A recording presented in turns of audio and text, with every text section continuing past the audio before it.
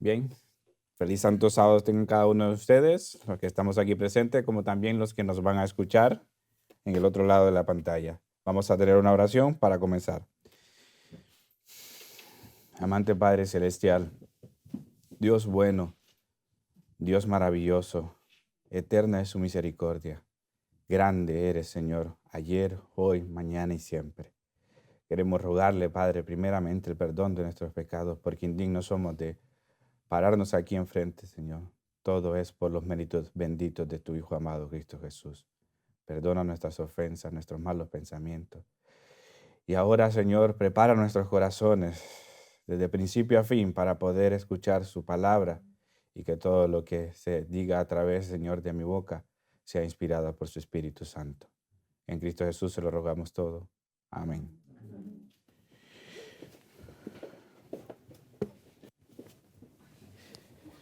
Bien, cuando estábamos escuchando la escuela sabática, allá en Sonido, les decía, compartía con los que estamos ahí, que bueno, como Dios siempre tiene esa igualdad, esa concordancia, ¿no? Con lo que se une también la escuela sabática con lo que es el culto. Y yo para ser sincero, no había leído mucho no la había leído la escuela sabática, porque ayer estuve haciendo el tema y bueno, estuve prácticamente todo el día. Entonces, y cuando empecé a escuchar a Laura, todo lo que tenía, a lo que se refería, bueno, dije yo, bueno, como siempre el Señor, ¿no? Siempre conectando tanto escuela sabática como culto divino. Vamos a hablar de un tema que es muy interesante, que siempre se me ha venido a la mente. Y bueno, contar un poco cómo fue el sábado pasado. Yo no tenía idea, por así decir, hasta ese mismo momento, esta semana, de que me tocaba predicar este sábado. Y entonces vino y la hermanita Ana me preguntó que cuál era el tema y esto, porque lo necesitaba porque ellos iban para Washington. Así que entre eso y me puse un poco nervioso, más que todo sentí como hice un poquito de presión porque no tenía todavía, siempre cuando me toca predicar, siempre me preparo, obviamente a veces hay meses de antelación y todo eso, pero siempre hay mensajes ahí que andan por mi cabeza, claro, siempre Dios poniendo, ¿no? No es porque yo quiera hacerlo, sino que siempre me pone esos temas. Pero todavía me faltaba algo que encajar. Y entonces, claro, a medida que fue pasando lo que es el culto de Pep, el sábado pasado, bueno, él dijo una expresión muy interesante, muy importante, y sentí que el Señor me dijo, este es el tema. Y bueno, vamos a ver la portada, que si me la pueden poner para ver el tema a lo que se refiere, ¿no? Y se titula La extraña obra de Dios, y bueno, y le agregué también lo que es y su misericordia. Es interesante lo que vamos a ver porque es algo que Dios no quiere hacer, pero tiene que hacer. Y por eso lo hablábamos en la mañana, lo que estaba diciendo Laura, ¿no? La misericordia de Dios y cómo, pero llega un momento donde esa extraña obra de Dios también es misericordia. Vamos a comenzar con nuestra lectura bíblica, que la encontramos en Isaías 28-21. Los que puedan tenerla pueden leer, igual se pasará.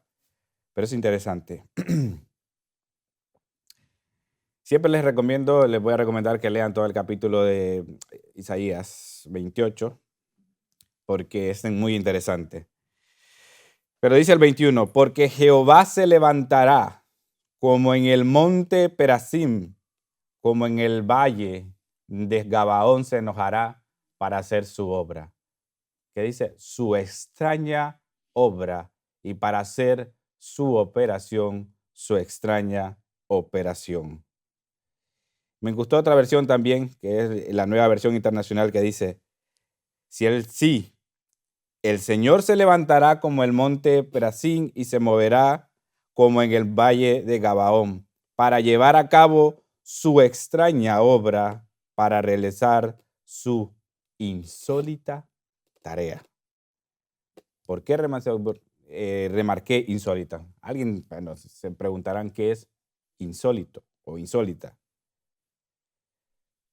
Y me gustó este significado. Según la Real Academia, el diccionario de la Real Academia Española dice, se refiere raro, extraño, desacostumbrado. A ver, Dios es un Dios creador, ¿vale? Que eso siempre hay que tenerlo en cuenta. Y cuando Isaías aquí dice que hará su extraña obra, su insólita tarea, me gustó esta relación. Raro.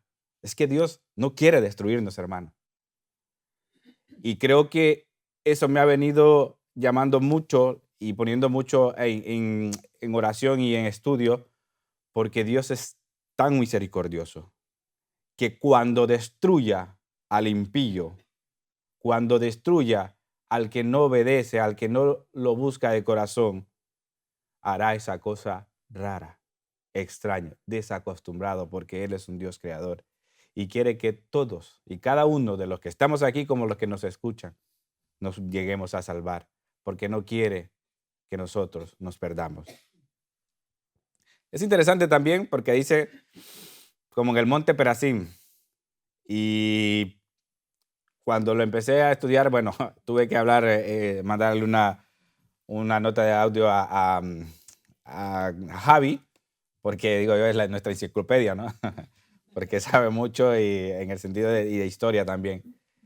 Y porque quería saber qué relación tenía, si había relación también, claro, en profecía, si sucederá algo ahí o no. Y él me dijo que no se sabía muy bien, pero sí que tenía mucha relación con lo que estamos viendo, ¿no? Y sobre todo con el tiempo final.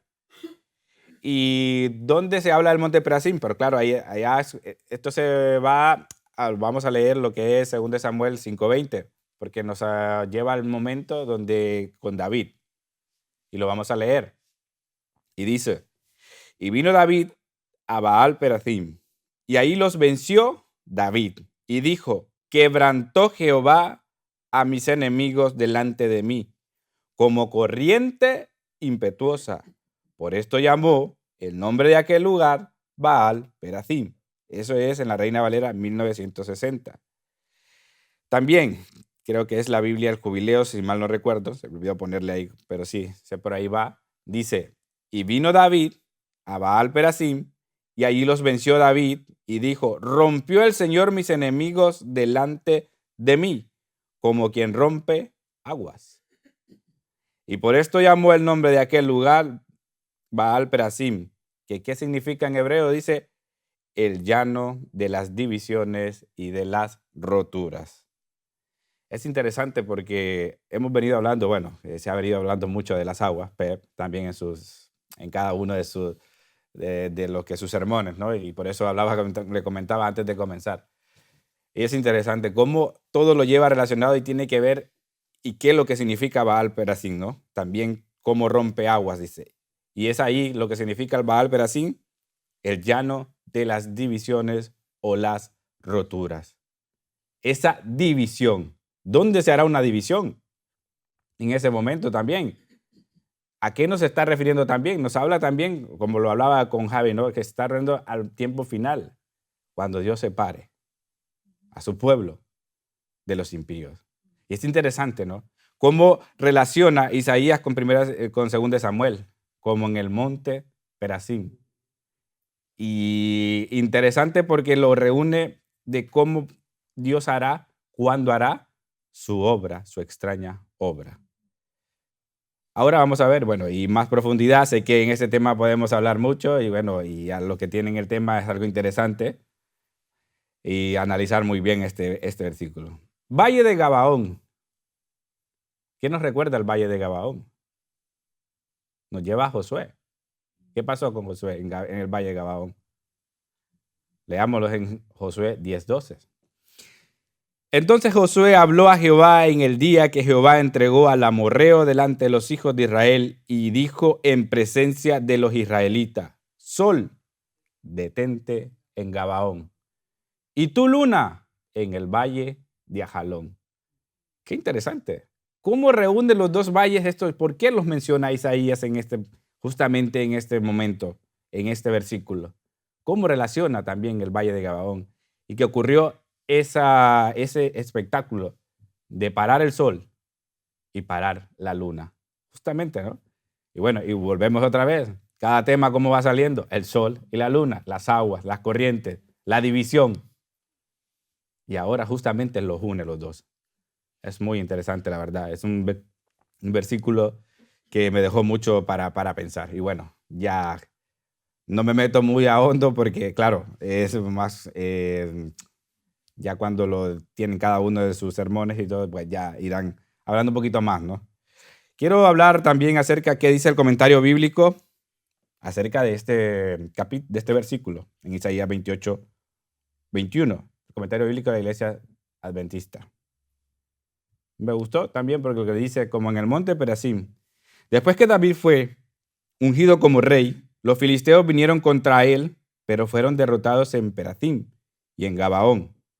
También lo encontramos en 1 Crónicas 14, 8 al 16.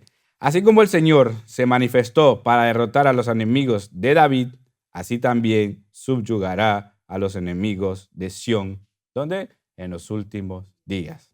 Vuelve a relacionar otra vez, nos lleva al momento final. Y ahora, su extraña obra. Y esto es interesante.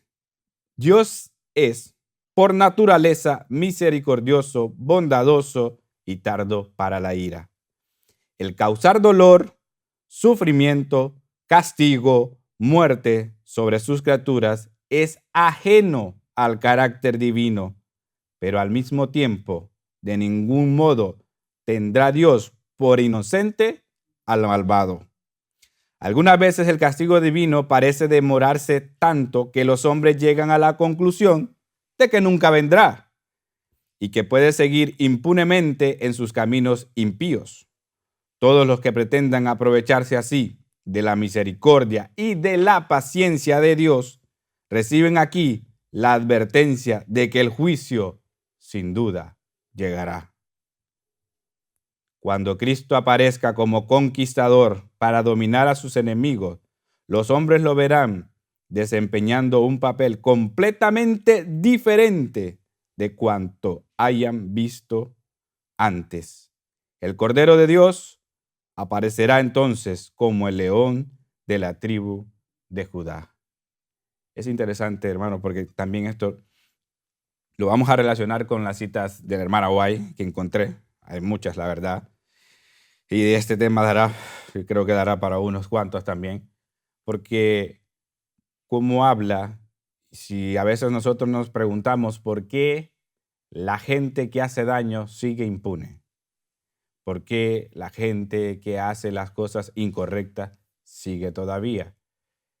Y porque, claro, el ser humano, y cuando se separa de Dios, piensa que es inmortal. Bueno, creo que la mayoría, porque no nos gustaría, o creo que ninguno de aquí pensaría en querer morirse.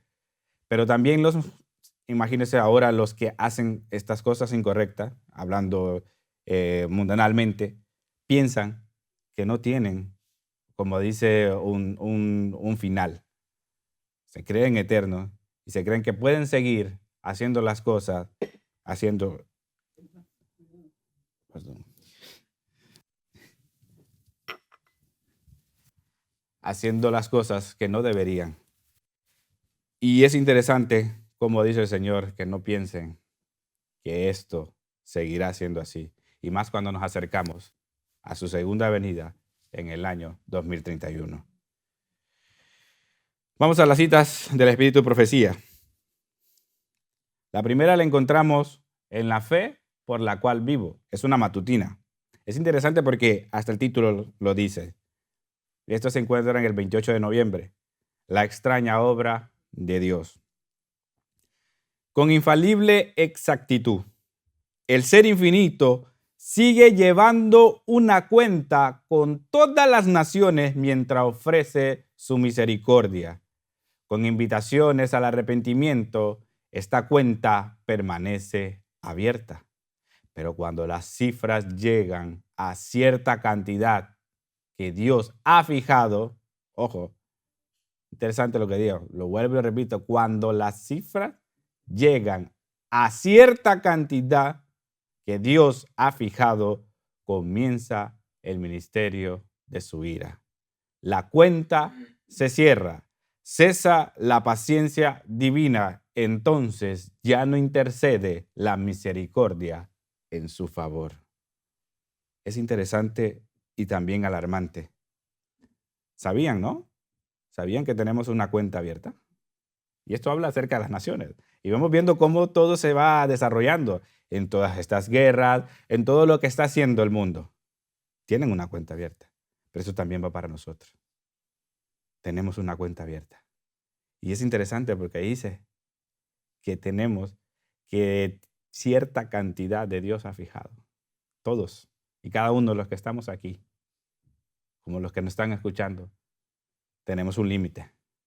Y esa cuenta se cerrará, como lo dice. Y tenemos que tener que cuidado, hermanos. A medida que va pasando los días, a medida que pasan, nos hemos preguntado cómo está nuestra cuenta con Dios. ¿Será que nos paramos ese mismo día, ese día a día, al final de cada día, y nos preguntamos cómo está nuestra cuenta con Dios? ¿Será que estamos llegando al límite? ¿A cerrarla? Porque dice, tenemos un límite, esa cuenta. No crean que tenemos, como dicen aquí coloquialmente, barra libre para seguir y no va a pasar nada. Lo dice claro. Y cuando eso se cierre, su cuenta, comienza la ira de Dios. Cesa su paciencia. Y esto lo podemos ver, claro, también se refiere, ¿no?, al momento final de cuando estas naciones ya quieran ir en pos de su pueblo y tendrán que pagar cada cuenta que han hecho. Pero hasta aquí, hasta en esto, hermanos, Dios tiene mucha, pero mucha paciencia. Y lo quiero relacionar con cada uno de nosotros, porque esa cuenta que tenemos, como les decía, tenemos que estar a cuentas con Dios y cada día pedir perdón, pero perdón de corazón, llegar a tener esa conversión de verdad con cada uno de nosotros, con esa relación con Dios tan estrecha, que si no lo hacemos, creeremos que tenemos esa cuenta y que seguirá y podemos seguir haciendo de las cosas que a Dios no le gustan, o porque pensamos porque estamos aquí en el ministerio ya somos salvos. Esa cuenta sigue abierta. Sigue diciendo, las naciones de esta época han recibido misericordia sin precedentes, pero el orgullo intensificado, la codicia, la idolatría, el desprecio de Dios y la vil ingratitud son cosas anotadas contra ellas. Están cerrando rápidamente su cuenta con Dios. La crisis se está acercando rápidamente. Las cifras que suben velozmente demuestran que está por llegar el tiempo de la visitación de Dios. Aunque le repugna, interesante, aunque le repugna castigar, castigará sin embargo, y lo hará prestamente. Es interesante también porque aquí nos sigue hablando de su misericordia, pero lastimosamente nosotros hemos llevado esa misericordia de Dios hasta un límite, hasta un estado de que estamos demasiado provocando a Dios en el sentido de querer estirar mucho su misericordia. ¿Y cómo? Cuando le dedicamos poco tiempo, cuando no tenemos esa relación estrecha con Dios, cuando se nos viene una tentación, una prueba. ¿Por qué fallamos? ¿Por qué es tan fácil que el enemigo nos haga caer? ¿Por qué llegar a estirar esa misericordia de Dios hasta tal punto de que el Señor tenga que hacer, como dice Él, esa obra que le repugna, pero castigará? A ver, muchas veces hablamos de ese inmenso amor y misericordia de Dios y raramente lo llevamos, bueno, aquí en el ministerio se habla mucho, ¿no? Pero cuando hablábamos mucho en lo que es en nuestras iglesias, iglesia adventista y todas las demás iglesias, se habla mucho del amor de Dios, pero no se habla de esto, de esta cuenta que tenemos y que pronto se cerrará y que Dios va a castigar. Va a castigar. Y si nosotros no estamos a cuenta, si nosotros no buscamos de verdad de todo corazón cambiar, porque lo que quiere Dios es que cambiemos. ¿Saben? Y justamente hoy estábamos comentando también con los de sonido, ¿no? Y nos preguntábamos, ¿por qué Dios, siendo Dios tan poderoso, obviamente, no ha permitido, por así decir, que se ponga la luz ya, inmediatamente aquí? Porque Él es poderoso, Él lo puede hacer. Yo lo analizaba, ¿no? Pero una vez, cuando la luz se ponga, es que hasta eso la misericordia de Dios es tan grande. Yo lo miro de esa manera. Cuando se empiezan a dar cada una de las conferencias públicas, aquí se va a llenar. ¿Y saben cuál es el problema? Que si nosotros no estamos a cuentas con Dios, si no estamos verdaderamente cambiando con un corazón sincero, las personas, cada una de las personas que vendrán, van a quitar nuestros lugares. Y Dios todavía tiene esa misericordia por los momentos que no se ha venido la luz, no se ha puesto la luz. Tiene esa misericordia para que los que estamos aquí, como los que nos escuchan y todo, tengamos ese tiempo todavía de analizar de que nos falta mucho, de que tenemos que cambiar, que cuando vengamos aquí se nos vea un rostro alegre, que vengamos aquí como el mejor momento que podemos venir compartir con los hermanos, pero también a llenarnos de su palabra, pero que se nos vea, que cuando cantemos se nos vea una cara feliz cantando, que no se nos vea con lo que es tristeza, apatía, por así decir, rostros serios.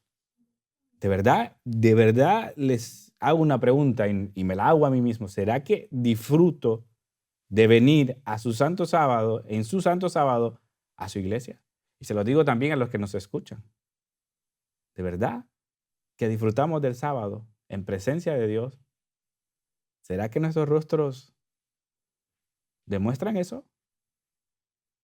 ¿Y por qué les digo esto? Porque aquí dice, la paciencia de Dios se agota, hermanos. Tenemos una paciencia. Tenemos una cuenta que cerrar. Y cuando se cierre esa cuenta, que podamos estar justificados por Cristo Jesús. Para nuestro Dios misericordioso, la tarea de castigar le es extraña. Vivo yo, dice Jehová el Señor, que no me complazco en la muerte del inicuo. Sin embargo, de ningún modo tendrá por inocente al rebelde. Éxodo 34:7. Puede juzgarse cuán severa ha de ser la retribución que esperan a los culpables. Por la repugnancia que tiene el Señor para hacer justicia, la nación a la que soporta desde hace tanto tiempo y a la que no destruirá hasta que no haya llenado la medida de sus iniquidades. Beberá finalmente de la copa de su cólera sin mezcla de misericordia. Es interesante porque muchas veces hemos hablado en familia, he hablado con mi madre, ¿qué pasaría si estuviéramos en los tiempos del primer pacto? ¿Estaríamos aquí? Yo me lo he preguntado, porque dice el Señor, viene aguantando, viene soportando. Y dice que el pueblo, aquí no dice otro pueblo afuera, dice su pueblo, lo viene aguantando. Entonces, siempre me hago la pregunta y cuando lo hacemos, ¿estaríamos aquí? Cuando era tan que si tú no guardabas un sábado de la manera como era, o que le faltaras el respeto a tu padre, ¿qué pasaba? Te has sacado afuera y apedrado hasta morir. El que encontrara en adulterio, el que no guardara el sábado, se encontraba recogiendo y todo eso, el que se hallara adorando a otros dioses. ¿Y cómo adoramos a otros dioses ahora? Nosotros podemos decir, yo no tengo una estatua ni mucho menos, tengo que le estoy adorando. Pero ¿y el teléfono? No es un Dios para ti, es un Dios para mí. ¿Cuánto tiempo le dedicas al teléfono? ¿Cuánto tiempo le dedicas a la televisión? Y cuando te toca ir a tu relación con Dios en todo el día, No puedo tener una relación más estrecha con Dios porque, bueno, he estado todo el día trabajando y cuando llego del trabajo, ¿qué es lo primero que haces? Seguir con el teléfono. ¿No será un Dios eso? Cuando la palabra dice que todo aquel que le quita primer lugar, todo aquel o aquello que le quita primer lugar a Dios, es un Dios.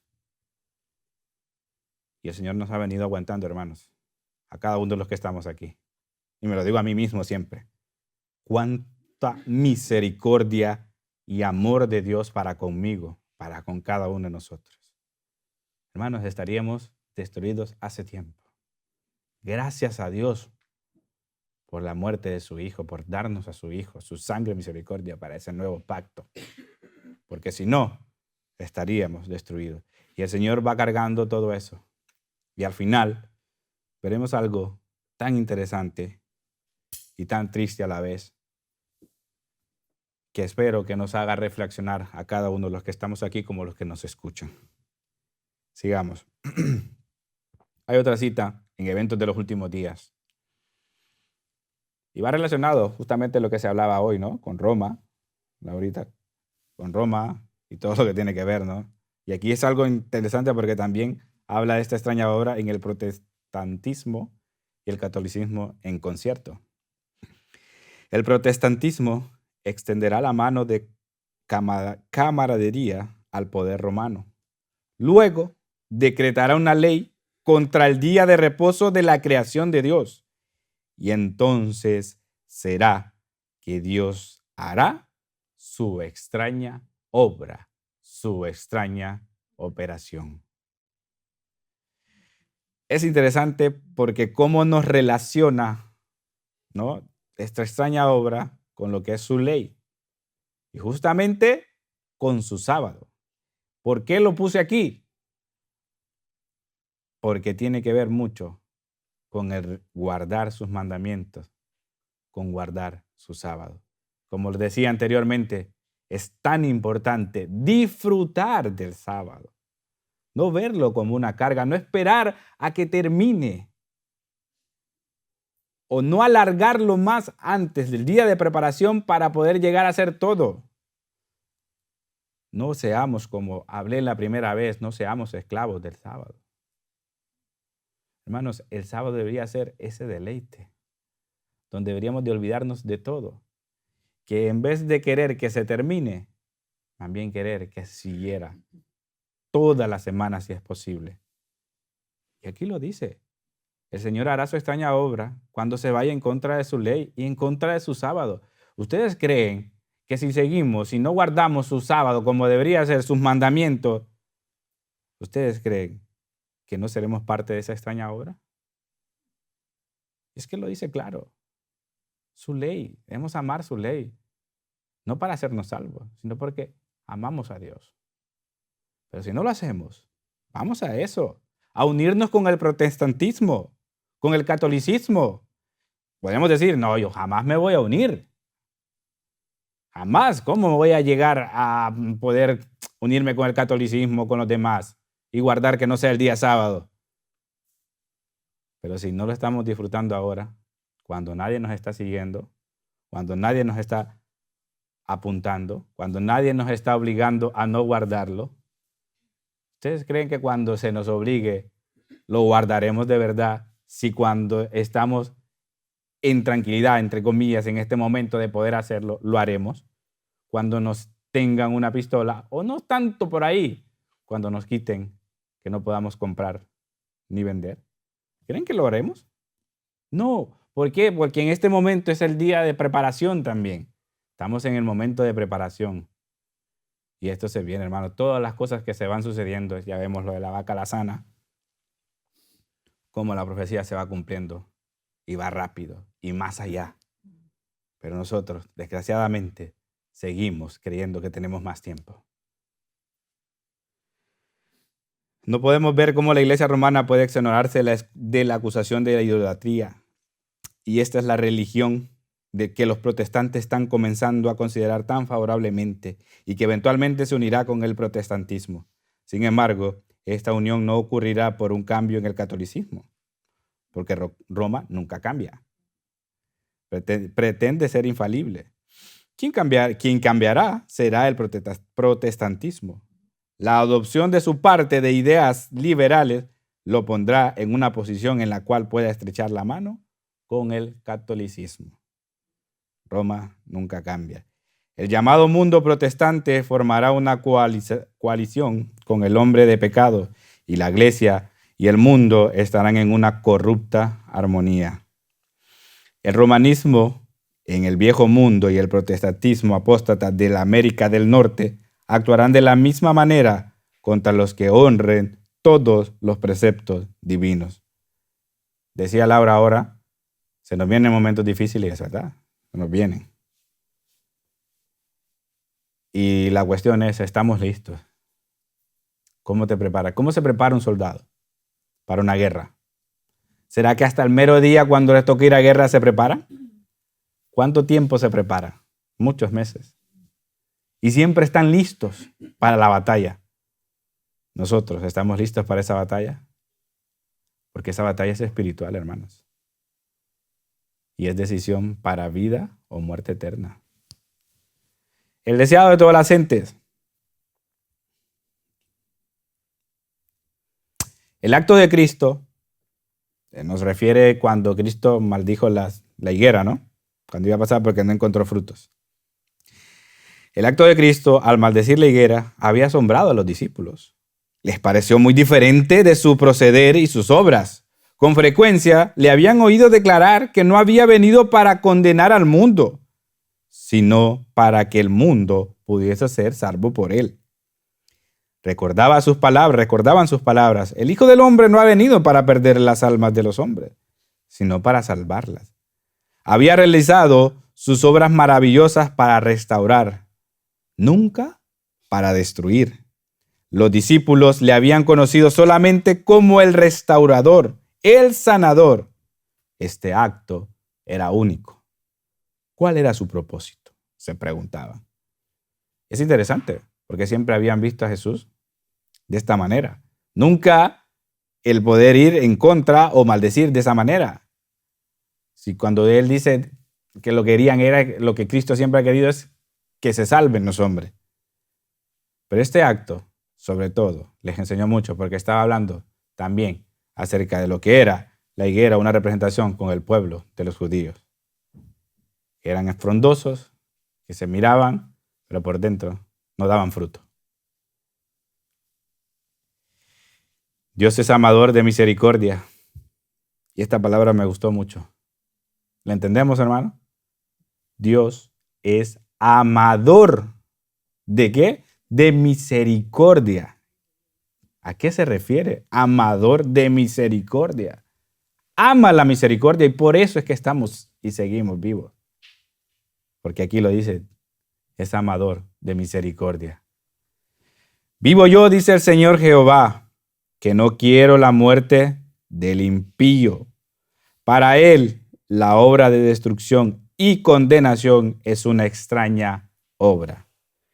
Pero con misericordia y amor, alza el velo de lo futuro y revela a los hombres los resultados de una conducta pecaminosa. ¿Ustedes creen que sí, que un ladrón podría estar en el cielo? Cuando ve las calles de oro, ve mansiones, o uno que le gusta, por así decir, que puede hablar, o que no le gusta estar, por así decir, con mucha música o con cosas, como decía un primo, ¿no?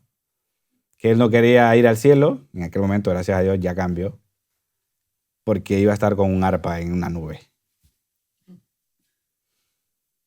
Y muchos vemos así. ¿Cómo puede entrar alguien enojado al cielo? Que tenga un carácter que no le puedes decir nada, porque explota. Entonces, esa obra de destrucción, el Señor lo hace también por misericordia de los impíos. Por misericordia también los destruye, porque no podrían estar en el cielo. Hasta en eso el Señor es amante, bondadoso y misericordioso. patriarcas y profetas. Dice, la paciencia de Dios hacia los impíos envalentona a los hombres en la transgresión, pero el hecho de que su castigo se demore no lo hará menos seguros ni menos terribles. Ojo, Jehová se levantará como en el monte Perazim, como en el valle de Gabaón se enojará para hacer su obra, su extraña obra, y para hacer su operación, su extraña operación. No pretendamos que porque el Señor se demora en ese sentido de hacer su juicio, sus castigos, va a ser menos terrible. No. Va a ser como dice en el monte de Perazim. ¿Qué pasó en el monte de Perazim? Lo vimos en el monte de Gabaón. Destruyó a los impíos.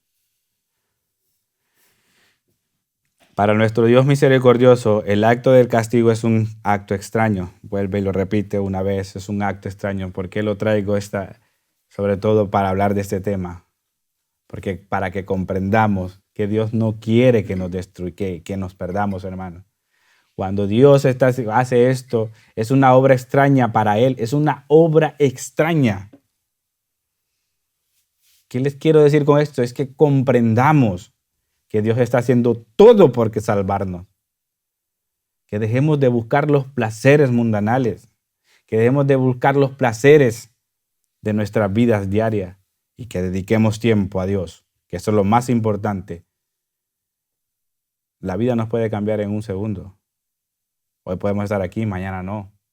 Hoy podemos estar aquí bien, y después podemos tener un accidente. ¿Y qué pasará cuando quedes en silla de ruedas o quedes postrado en una cama? ¿Hasta ahí llegarás a buscar a Dios o peor aún, lo negarás? Vivo yo, dice el Señor Jehová, que no quiero la muerte del impío, sino que se torne el impío de su camino y que viva. Ezequiel 33:11, lo que tú me decías, lo que me mandaste el mensaje, muy interesante también. El Señor no quiere perder, sino que el impío vuelva. El Señor es misericordioso y piadoso, tardo para la ira y grande en benignidad y verdad, que perdona la iniquidad, la rebelión y el pecado. No obstante, de ningún modo justificará al malvado. Dios, hermanos, no creamos que porque es un Dios que perdona, va a dejar, si no nos arrepentimos, va a pasar por alto nuestros pecados. Dios lo va a traer a cuentas a cada uno. Y eso hay que tenerlo siempre en cuenta. No pensemos eso. No pensemos porque perdona o somos como los que vamos donde un cura y que nos perdone. Y ya, seguimos de nuevo de cuenta de cero y sigamos. Pero muchas veces nos comportamos así. Cuando caemos en el mismo pecado una y otra vez y decimos, pero el Señor, puedo cometer por el Señor, me va a perdonar. Me hinco, oro y listo. Dios no es un Dios de como dice un Dios, que puedas jugar con Él. Tiene su paciencia, tiene su misericordia, pero también tiene un límite. Aunque no se deleite en la venganza, ejecutará su juicio contra los transgresores de su ley. Se ve forzado a ello para salvar a los habitantes de la tierra de la depravación y la ruina total. Para salvar a algunos, debe eliminar a los que se han empedernido en el pecado. Jehová es tardo para la ira y grande en poder, y no tendrá culpa al culpado por inocente. Mediante terribles actos de justicia vindicará la autoridad de su ley pisoteada. El mismo hecho de que le repugna ejecutar la justicia atestigua la enormidad de los pecados que exigen sus juicios y la severidad de la retribución que espera al transgresor. ¿Será que tenemos un pecado todavía ahí acariciándolo a cada momento? ¿Será que estamos vacíos ante Dios y le mostramos tal como somos? ¿O seguimos acariciando y no queremos dejar ese pecado? Por una cosa muy pequeña que fuera, hermano. Por eso nos vamos a perder si no estamos a cuenta. No creamos en que pecados grandes, pequeños o medianos. Para Dios, pecado es pecado. Si no nos arrepentimos, volvemos otra vez. Tenemos esa cuenta, está ahí. ¿Ya la cerramos? ¿O todavía queremos seguir extendiéndola? No dará por inocente al transgresor de su ley. Y dice que tiene que eliminar a estos por salvar a los otros. ¿Por qué? Porque si no, corromperían a los demás. Entonces el Señor hace su extraña obra. Vamos a leer la última cita y luego leeremos 2 capítulos de la Biblia. Testimonio para los testimonios selectos, tomo 5. Cuando Dios lleve a cabo su extraña obra sobre la tierra, cuando manos santificadas ya no más lleven el arca, un ay será pronunciado sobre el pueblo. Oh, si hubieses conocido también tú en este día lo que es para tu paz. Oh, si nuestro pueblo, cual Nínive, se arrepintiera con todas sus fuerzas y creyere con todo el corazón, de manera que Dios apartara su ardiente ira de ellos. Es interesante lo que dice esta cita porque ¿será que conocemos nuestro tiempo? O porque pensemos que sabemos que Dios viene en el 2031, tenemos tiempo todavía para seguir haciendo de las nuestras y no dedicando tiempo a Dios, sino que gozándonos con este mundo. No les digo que nos tenemos de encerrar en una burbuja, llegar al extremo, pero que las cosas de este mundo ya no sean prioridad. Que cuando vengamos aquí, vuelvo y lo repito, estemos atentos, que estemos alegres y que salgamos así de otra manera del cual entramos. ¿O será que también seguimos saliendo de la misma manera? Debe haber un cambio cada sábado. ¿Conocemos nuestro tiempo, hermanos? ¿O seguimos creyendo inmortales que tendremos tiempo hasta el 2031? El juicio está. El juicio ya está para cada uno de nosotros. El juicio de los vivos empezó. Y pronto llegará el nombre. Y esa cuenta, ¿cómo estará?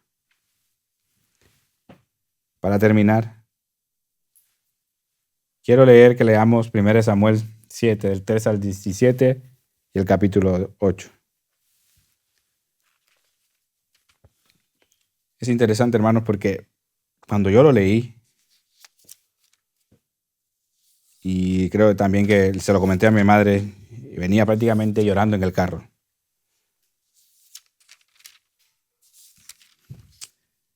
Se trata de cuando el pueblo de Israel, para hacer un contexto, ¿no?, de cómo había sido conquistado por los filisteos, que incluso el arca se la habían llevado. Entonces, claro, luego lo que le pasó a los filisteos, todo como les llegó también todos estos tumores y como también cada pueblo, su dios de los filisteos, cuando lo metieron justamente ahí con sus dioses, el arca, estaba a sus pies quebrado, ¿no? Y no sabían qué hacer, entonces tuvieron que regresarla. La regresaron. Dice 1 Samuel 7:3. Habló Samuel al pueblo, ¿no? Habló Samuel a toda la casa de Israel, diciendo, si de todo vuestro corazón, y esto es un llamado también, os volvéis a Jehová, quitad los dioses ajenos y a Astarot entre vosotros y preparad vuestro corazón a Jehová, solo a él servid y os librará de la mano de los filisteos. Porque claro, ya no aguantaban ser esclavos. Viene Samuel y le dice, si quitad vuestros dioses ajenos y Astarot, de todo lo que se habían corrompido cada uno del pueblo, ¿no? Entonces dice, y preparad vuestro corazón a Jehová, y si solo a él servimos, entonces dice, os librará de la mano de los filisteos. ¿Hay algo que te está alejando de Dios? ¿Qué es lo que te aleja de Dios? Va a tener esa comunión con Dios de todo corazón. ¿Quieres cambiar de verdad? ¿Hay algo? Lo dice, hay que dejar muchas cosas. Entonces los hijos de Israel quitaron los Baales, Astarot y sirvieron solo a Jehová. Y Samuel dijo: reunid a todo Israel en Mizpa, y yo oraré por vosotros a Jehová. Interceder por el pueblo, ¿no? Cuando oyeron los filisteos, y comienza otra vez el Señor a mostrar su misericordia, ¿no? Cuando oyeron los filisteos que los hijos de Israel estaban reunidos en Mizpa, subieron los príncipes de los filisteos contra Israel. Y al oír esto, los hijos de Israel tuvieron temor de los filisteos. Claro, los hijos de Israel tuvieron temor porque venían los filisteos, ¿no? Y Samuel tomó un cordero de leche y lo sacrificó entero en el holocausto a Jehová, y clamó a Samuel, a Jehová por Israel, y Jehová les oyó. Y aconteció que mientras Samuel sacrificaba el holocausto, los filisteos llegaron para pelear contra los hijos de Israel. Mas Jehová tronó aquel día con gran estruendo sobre los filisteos y los atemorizó y fueron vencidos delante de Israel. Se me vino a la mente, ¿no? Cuando el Señor diga el día de su venida, ¿no? En su trueno, y que solo los escogidos sabrán que fue en la voz de Dios diciendo la hora, el día. Y saliendo los hijos de Israel de Mizpa, siguieron a los filisteos e hiriéndolos hasta abajo de Betcar. Tomó luego Samuel una piedra y la puso entre Mizpa y Sen, y lo puso por nombre Ebenezer, diciendo: hasta aquí, Dios, hasta aquí nos ha ayudado Jehová. Así fueron sometidos los filisteos y no volvieron más a entrar en el territorio de Israel. La mano de Jehová estuvo contra los filisteos todos los días de Samuel, y fueron restituidos los hijos de Israel, las ciudades de los filisteos, que los filisteos habían tomado a los israelitas desde Ecrón hasta Gat, e Israel libró su territorio en la mano de los filisteos. Y hubo paz entre Israel y el amorreo. Y juzgó Samuel a Israel todo el tiempo que vivió, y todos los años iba y daba vuelta a Betel, a Gilgal y Mizpa, y juzgaba a Israel a todos estos lugares. Después volvía a Ramá, porque ahí estaba su casa, y allí juzgaba a Israel y edificó allí un altar a Jehová. ¿Por qué les muestro esto? Ahora lo veremos en el 8, pero venía de cómo Dios había actuado con ellos, cómo los había liberado del pueblo filisteo.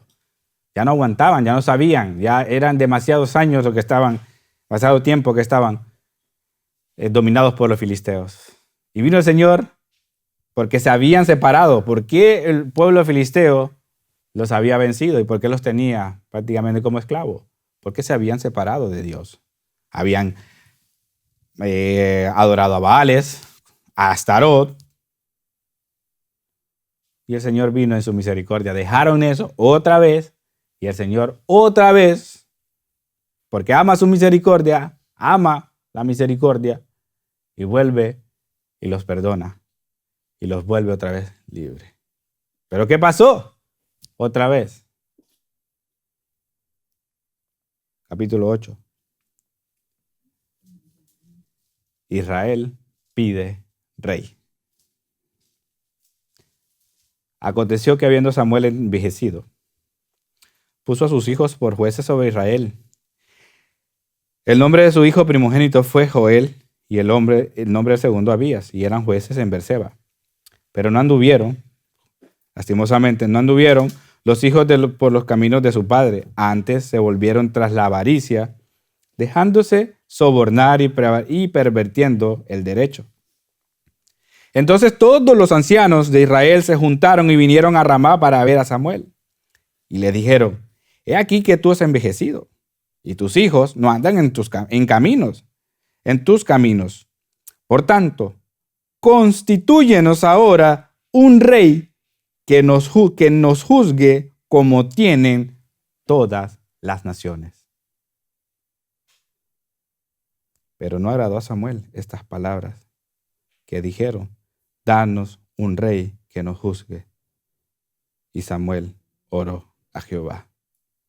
Yo les pregunto, hermanos, y yo me decía ese momento cuando comencé, porque voy por mi año bíblico, y pasé por aquí, me dio un dolor, hermano, porque todo lo que Dios venía haciendo con ellos, ¿se imaginan el dolor que provocaron a Dios? ¿Se imaginan el dolor que le provocamos nosotros también cuando pedimos un rey? ¿Nos imaginamos cuando le fallamos? Cuando rechazamos su mensaje, cuando no cumplimos con sus mandamientos, cuando no le seguimos de corazón, sino por un temor, por una obligación o por una costumbre venimos. ¿Se imaginan el dolor que le provocaron?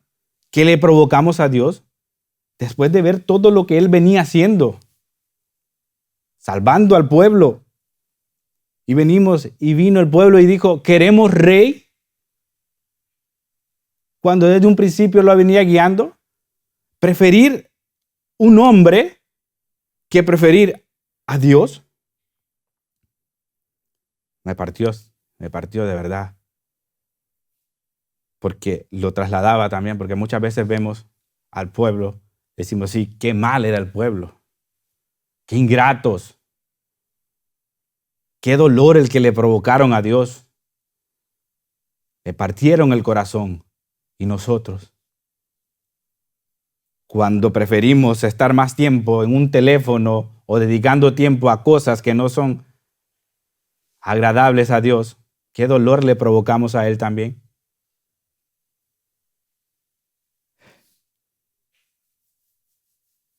Y dijo Jehová a Samuel, oye la voz del pueblo en todo lo que te digan. Triste el Señor, porque Él no obliga a nadie, ni ayer, ni hoy, ni nunca nos obligará a seguirlo. ¿Qué es lo que hace el Señor? Oye la voz del pueblo en todo lo que te digan, porque no te han desechado a ti, sino a mí me han desechado para que no reine sobre ellos. Y refirió Samuel todas las palabras de Jehová al pueblo que le había pedido rey.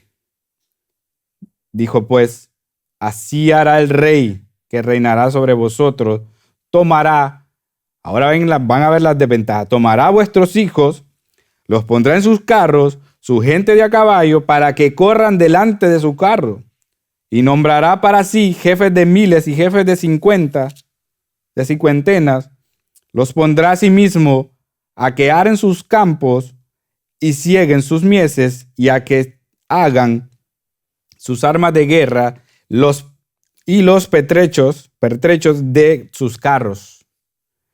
Tomará también a vuestras hijas para que sean perfumadoras, cocineras y amasadoras. Asimismo, tomará lo mejor de vuestras tierras, de vuestras viñas, de vuestros olivares, y los dará a sus siervos. Diezmará vuestro grano, vuestras viñas, para dar a sus oficiales y a sus siervos. Tomará vuestros siervos y vuestras siervas, vuestros mejores jóvenes y vuestros asnos, y con ellos hará sus obras. Diezmará también vuestros rebaños y seréis sus siervos. Y clamaréis aquel día a causa de vuestro rey que os habréis elegido. Y aquí dice algo tan fuerte. Que dice, mas Jehová no os responderá en aquel día. Pero el pueblo no quiso oír la voz de Samuel y dijo, no, sino que habrá rey sobre nosotros. Y nosotros seremos también como todas las naciones, y nuestro rey nos gobernará y saldrá delante de nosotros y hará nuestras guerras. ¿Quién hacía las guerras para el pueblo de Israel? ¿Quién era? El Rey de Reyes, el Dios omnipotente.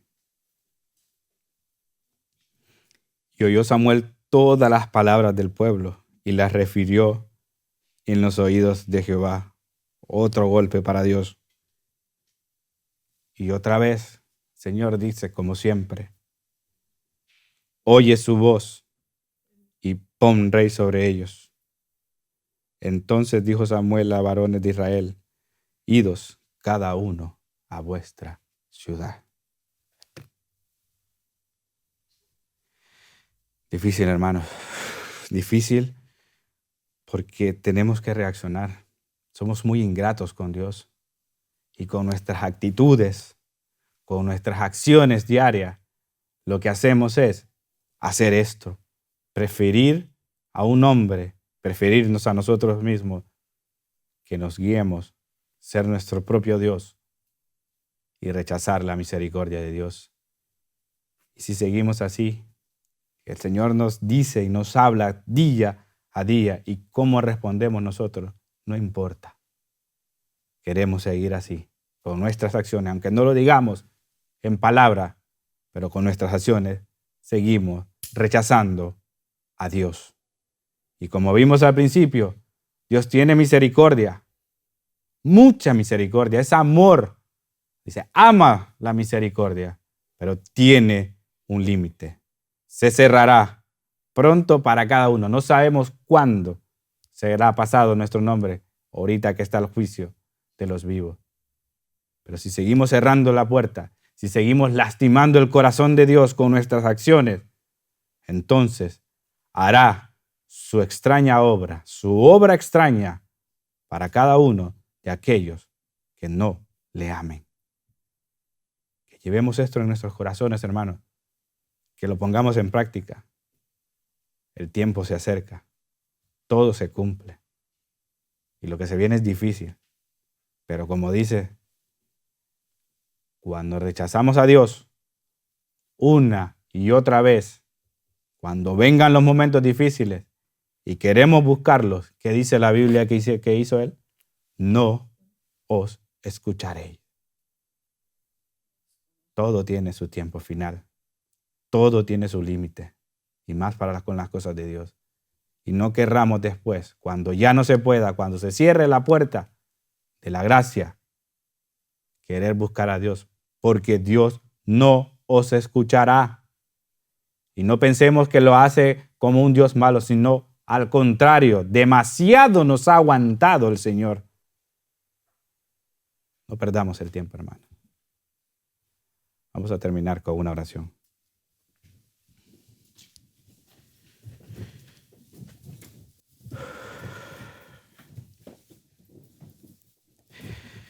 Padre nuestro que estás en los cielos, alabado y exaltado sea su nombre, Señor.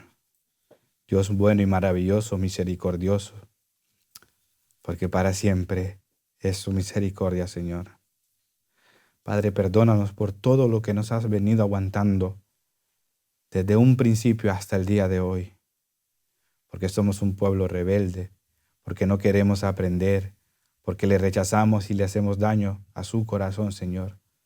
Ayúdanos a despojarnos de este yo y en verdad, Señor, a querer cambiar desde nuestro corazón, vaciarnos, Señor, y que usted sea el dueño. Y decir, Padre, no queremos a un hombre como rey, no queremos a nosotros mismos como rey, te queremos a ti, Señor. Ayer, hoy, mañana y siempre te queremos como nuestro rey. Que guíes nuestra vida, que guíes nuestras batallas, que pelees nuestras guerras, Señor. Pero ayúdanos a humillarnos y a preferirte siempre a ti, Señor. Que la honra y la gloria sea para usted. Ayer, hoy, mañana y siempre. En el bendito nombre de Cristo Jesús lo rogamos todo. Amén.